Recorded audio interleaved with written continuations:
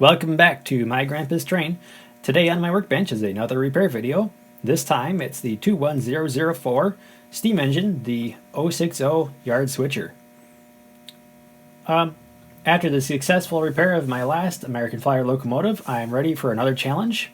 And this time I picked out this locomotive. So let's get into it and see what makes this thing tick. I have heard that this particular locomotive is one of the more complex locomotives to work on. Well, we're going to find that out. And I'm going to get inside this. We'll do the usual routine maintenance, clean it up, and get it to going again. I think I'll start with the tender, actually. So it looks like this tender comes apart pretty easily. There's one screw up at the front. We will remove that. Put him in there.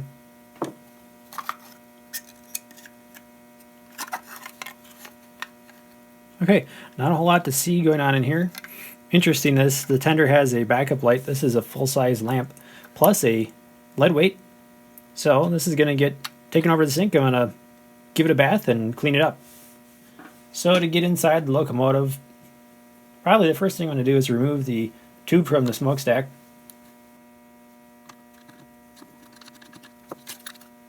In there. One thing I noticed that the front of this locomotive has a huge chunk missing out of it. Looks like this got broken off right in here. Normally that should be complete all the way down, and then this locks in place nicely to it. But with the front on, you can see that it doesn't quite. There's a gap there and a gap there. So also, this locomotive uses a really tiny headlight. Looks like there's just one screw to get the headlight assembly out, and then the boiler front can remain off.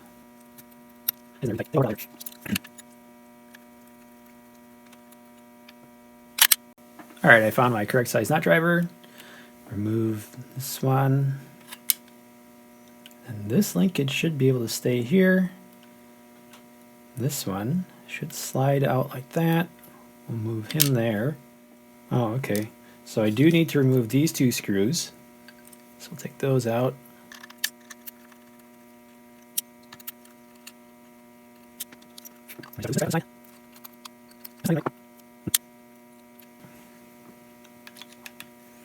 Now I can remove this screw up in the front.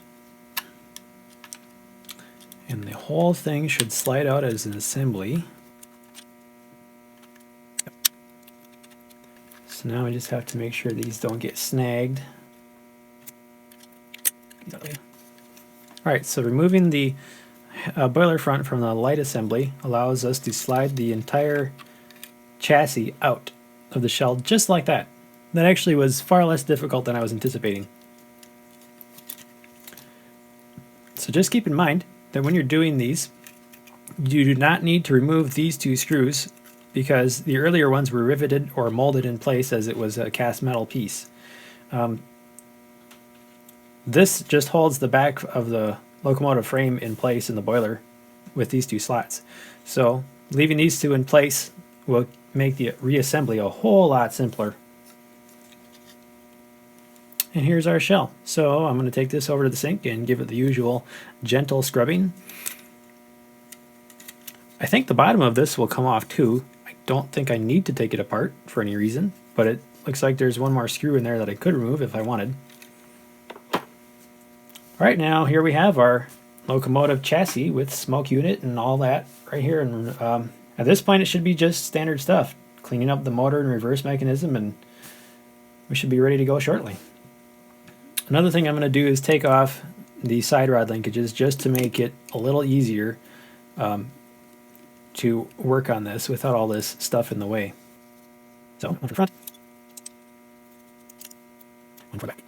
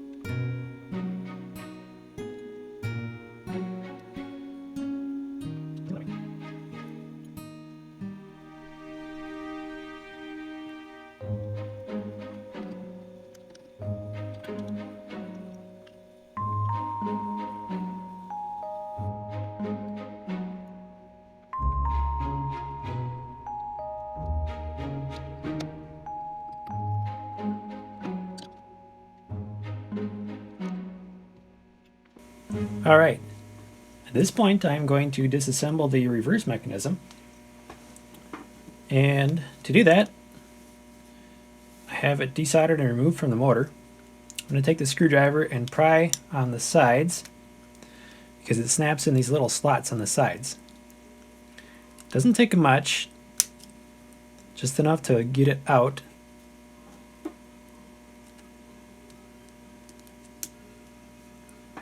All right. So you just kind of separate the two sides of the metal frame. I used a screwdriver and bent one side and it came right off. Now we have our coil, and that looks very clean, so we're not going to do anything with that. Then we have our plunger that gets pulled up into the coil every time it changes direction. And we have that plunger is attached to that little metal C piece of metal. Now to get into this, we simply separate the two halves of it.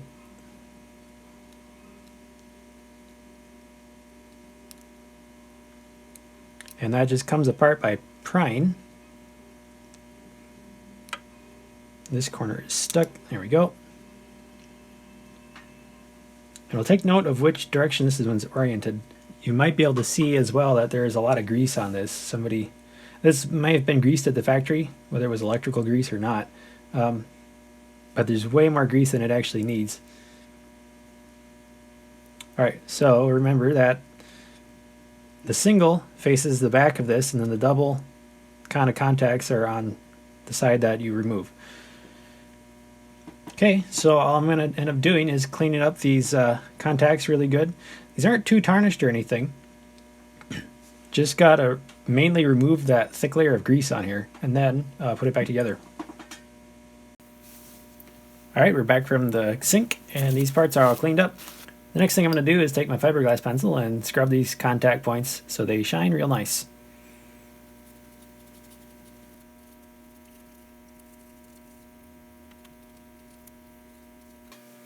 Alright, so I have the reverser bottom half put back together. It's pretty tricky to do, so I had to concentrate and do it without the camera on, but basically you have to line up all the two pins here, and then there's the 4 pins of the plastic that hold it together. And then up in the top, you may or may not be able to see it, there's these 2 contacts which have to sit on top of the sort of wheel type thing. Make sure these do not get caught back here, otherwise it won't rotate. So if they do get stuck, just use a little small tool to pop them back into place. And then it should seat correctly, lock down, and then it should move back and forth smoothly, like that. And then this piece will sit in like that. Then the entire assembly slots back in.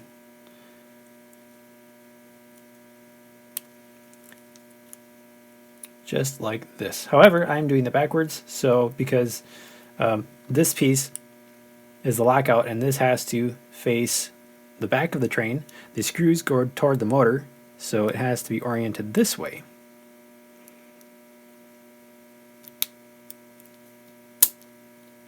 And there we have it, our completely refurbished reverse mechanism. I'm going to test it. We have to make sure that it sits vertically like this, otherwise it will not operate correctly.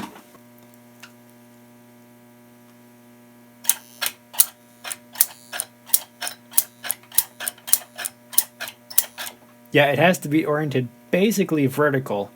The other thing is this one has the this lockout device is very, very loose, so if it gets stuck in the up position at all, it'll keep this thing from changing directions. But that is how you restore a 2-position reverse unit. They're actually relatively simple. Just wanted to take a look at the wiring on the back of the reverse mechanism. There are several connections that can kind of make this confusing. It's easier on the diesels because they have the multicolored wires. But our field coil for the motor is this cable and this cable, and they connect to the lower pins. So there's a contact here and down here, so those 2 are the field coil. Then the reverser coil is these 2 wires. On this side, the wire is exposed and it goes to this screw lug over here. Then that is tied to the green wire, which goes to the motor. It's also the locomotive ground. Also on this side, the top terminal on the reverser is the black wire, which goes to this side brush. On the other side, the other wire for the coil comes to this brush, and the black wire from the tender and the wire to the smoke unit all tie onto this brush holder. There's only a single wire running to the smoke unit because the other side of it runs through the locomotive ground. There are 2 wires to the headlight, though, because that is on plastic over here. This headlight, I actually cleaned it up and polished the contacts. I accidentally bent it and broke it. However, copper solder is really easy, so I soldered it back together and it's good as new. Now, all that's left is for me to put this back into the shell, and we will be ready to go. Okay, the locomotive is nearly complete. I have the tender put back together. I cleaned and polished the axles and wheels, nice and shiny. I had to find one axle for this back truck here, and it is also missing the spring pickup, but this should work just fine without it. Sometimes these pickups will actually get snagged on switches if they're not quite right. Wiring's all back together in the tender, the caboose. The backup light works just fine. I polished and reinstalled the handrail. The locomotive is complete. I added some smoke fluid and it smokes great. I have not finished installing the valve gear yet. I do want to do a couple preliminary track tests just to make sure everything's a-okay, and then I will put that back on. The only other problem I had was that these wires fell out of the pin connector to the tender, and they only just sit in the slots. They only press up against these contact pins. So just gluing them back in holds them just fine, so that should resolve that problem. I used hot glue so that it is reversible in case I need to pull it apart and change it at some point, but it should be just fine. So I'm going to go test this out.